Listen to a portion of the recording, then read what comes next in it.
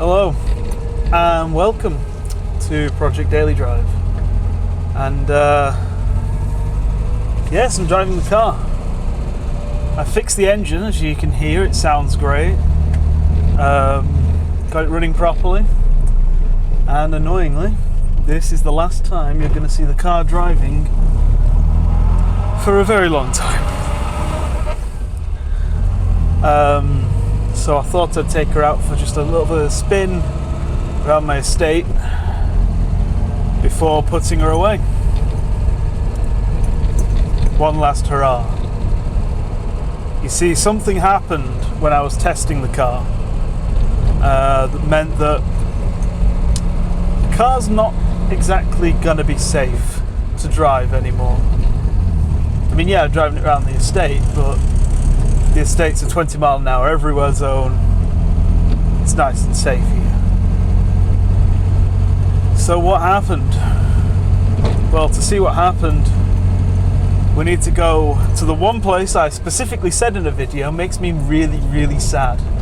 I would show you underneath this car, but then I'd have to edit it, and that'd make me really sad.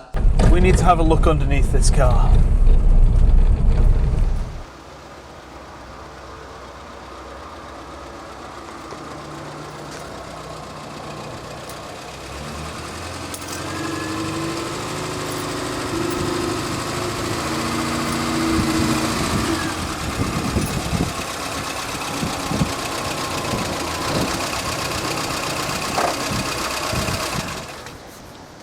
Welcome to the underside of Gene. Now you see why things made me sad under here. This big old hunk of metal is what's called a chassis leg. Morris Minors don't have a chassis per se, they're monocoque cars. The whole body shell is the chassis. So if any part of it is unsafe, makes the whole car unsafe. Sorry about the building work. And as you can see, well, there's a hole. That's not the problem though. You see this piece here, adjust the camera slightly.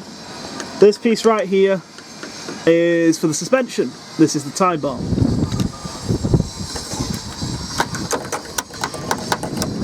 As you can see, there's no strength in it. In fact, if you can just about see that, it's not actually attached anymore. I'll zoom in, hang on. Better than zooming in post anyway. See this here? Yeah, and that, if that broke, well, I'd be in trouble. And the chassis leg's actually quite bad at the back as well. There's just no strength in this anymore. In fact, if I, yeah, there you go. There isn't. There's just no strength in it. I found this tiny hole here just after last Christmas. I only found this just after last Christmas, so water gets in, it's rotted it from the inside out.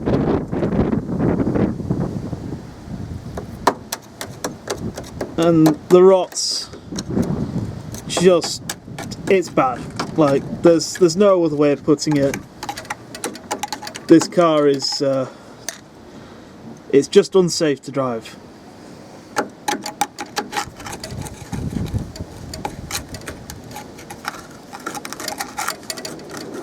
Yeah.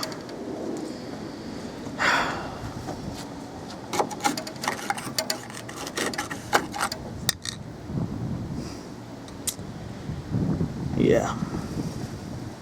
Alright, so first thing I need to do to get the car ready to go away is clear outside of my parents' house where I'm staying at the moment. So we don't really have a garage, so this is basically my workshop. So I'm clearing out all of the stuff, my spare tyres and the very heavy work table. My leg was pretty bad, so ignore my funny limping. It's going to be here so it's out of the rain and wind and stuff.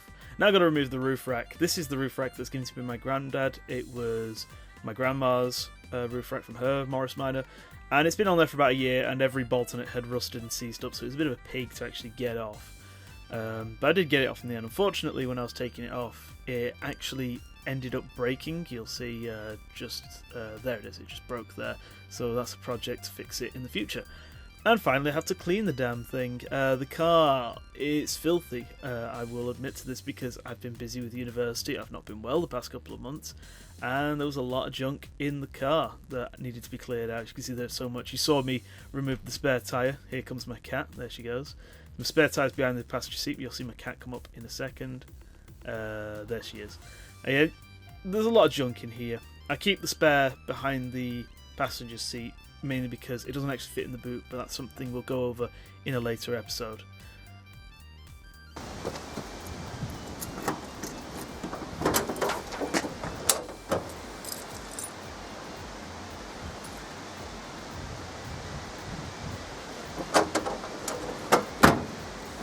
I'm just kidding. I need to clear out this boot. It's full of all my rubbish. Everything's just been thrown in here, higgledy-piggledy. All the stuff that I needed to keep the car running. It's a bit of a mess, so I went through and sorted this and threw a lot of it out and put it all in a nice neat box, but really needed emptying out. And with that, the car is now clean and ready to be stored.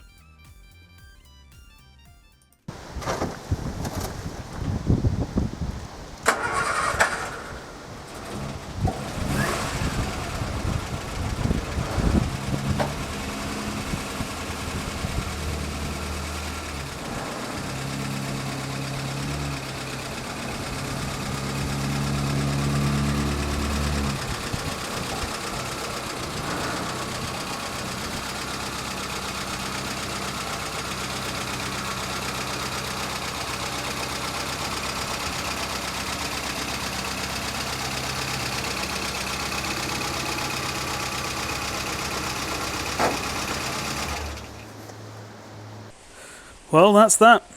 Gene's now off the road for the foreseeable future. Wasn't really expecting that. Well, I was always intending on taking the car off the road this winter.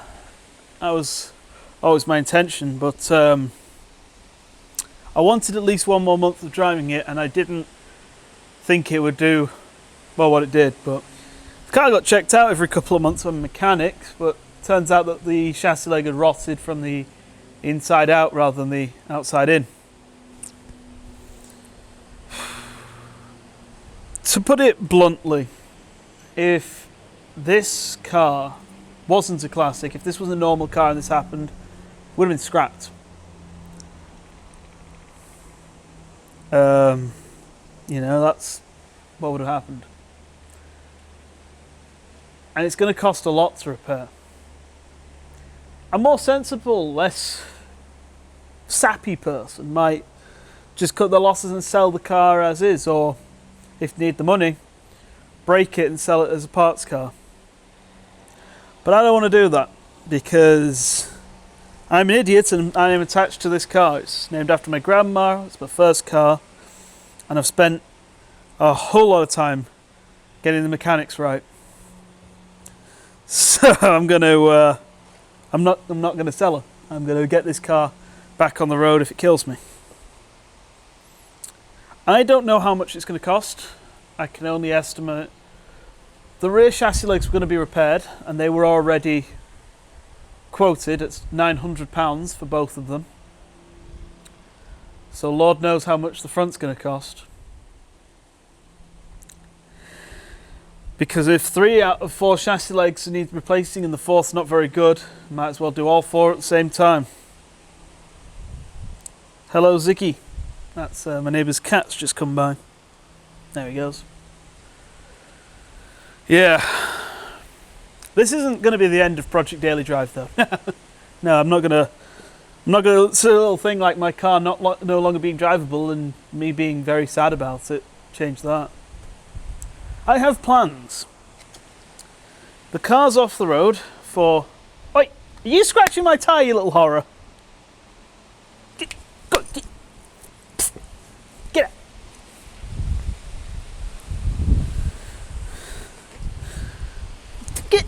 Go on.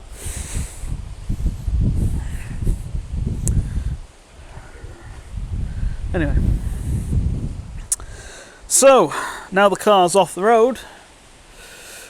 Gotta keep positive and stuff, so I have plans to do with the car as she's off the road. There's a number of different jobs. So for example, there's a lot of different jobs that would require the car being off the road for some period of time to do that I can now do. The rear differential's got a leak, so I might as well replace the oil seals. I've been told that's the second worst job on the car to do, so I look forward to hating myself even more. The carburettor, I'm going to rebuild fully. You know, strip that down, clean it up, polish it up as well, make it nice and shiny, because that'd be rather nice. The electronics of this car, the wiring, it's not very good if I'm honest. The wires are pretty horrible, so going through and cleaning that up, you know, cleaning up all the connections, that's going to be a fun one. Unfortunately, the roof rack, I don't know if I've ever mentioned, the roof rack is actually my grandparents' roof rack. My grandma, who passed away over 10 years ago now, it was the roof rack on her car, and now it's mine. Unfortunately, when I was taking it off the car, it broke. It's quite old, and it's plastic. Because it's quite old and plastic, it's got a lot of fractures, so I think I'll strip that down, restore it, definitely sort the rust out because it's quite rusty, and put it back with the car. Likewise, the wheels. The wheels don't look too bad from the distance, but they're really horrible, and on the back of them they're quite rusty, so I'm going to take this time to take the wheels off one at a time, strip them down, repaint them properly, make them look really nice. Lots of jobs. As well as one rather ambitious job. This one I'll show you because, well, it's hilarious. I'm planning on doing some gentle modifications to my car as it's the side of the house. I've got a few months and I've got some parts that I've stocked up over time that I'm now going to be fitting. And one of them is something that I picked up rather recently, and I think it's going to be a lot of fun.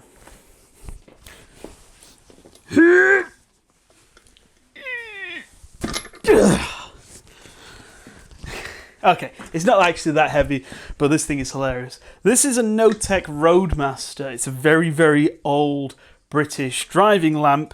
It's made of brass. It's huge, and it probably dates from either the 1930s or the 40s or 50s.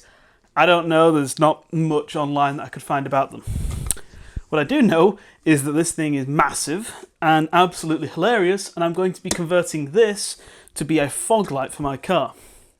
Jean doesn't have any fog lights, front or rear, so alongside fitting a reversing light and a demister, hopefully in the future, but not right now because that's more expensive, I'm going to have some fog lights. This one at the front in a central position and a red one at the back, because I think that'll be very funny. I've already got it. It actually didn't cost all that much, so I'm going to have a lot of fun. As a little side series, I'm going to be restoring this, converting the internals to be running on a more modern bulb, creating bracket and doing the wiring, as well as fitting something which I want to do because I want to do a few electrical mods to the car as a secondary fuse box, so I'm not having to do some funny wiring. But anyway, got this to look forward to. This is massive, isn't it?